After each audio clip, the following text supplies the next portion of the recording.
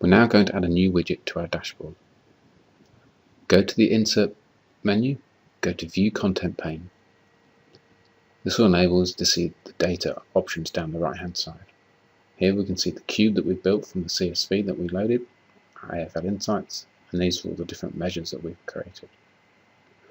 So to create the new widget, we simply hold down and drag and drop the AFL Insights cube onto the workspace, and this will create a default widget.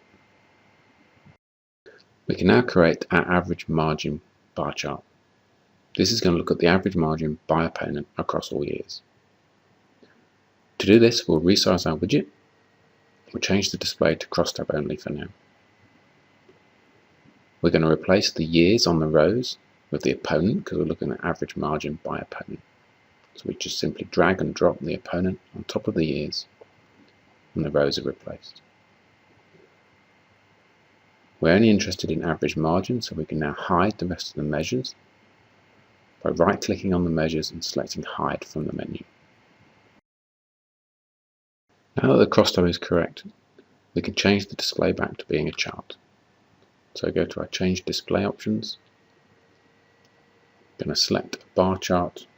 I'm going to select a clustered cylinder. Simply click off the bar chart area to show the chart. We're going to tidy the chart up by removing the axis name, my average margin.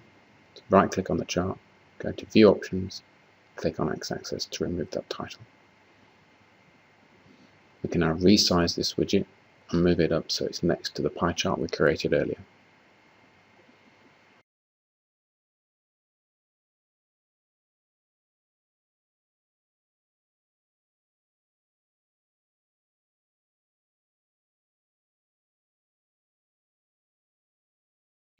We're now going to add our next widget by going to the Content pane again, going to the AFL Insights cube, and dragging and dropping it over to an empty space on the left hand side.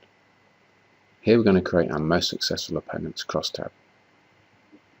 So we'll change the display to a crosstab, resize the widget, and because we're looking at opponents again, we need to replace our rows with opponent.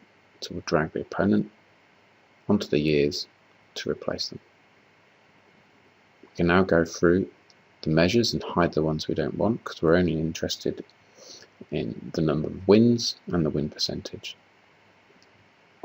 So we want the number of wins, we don't need number of losses, and the rest of those there. So we'll hide those. We're defining the most successful opponents as those with the best win percentage, and we want to filter it down so we only see the best 5.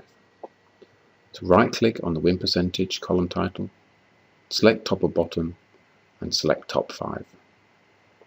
The data will be filtered down to only show you the best 5 percentages. And to finalize this widget, we're going to sort on the number of wins. So right click on the number of wins, sort by value, sort descending. So here we can see number of wins, Melbourne 41 with a 73% win percentage.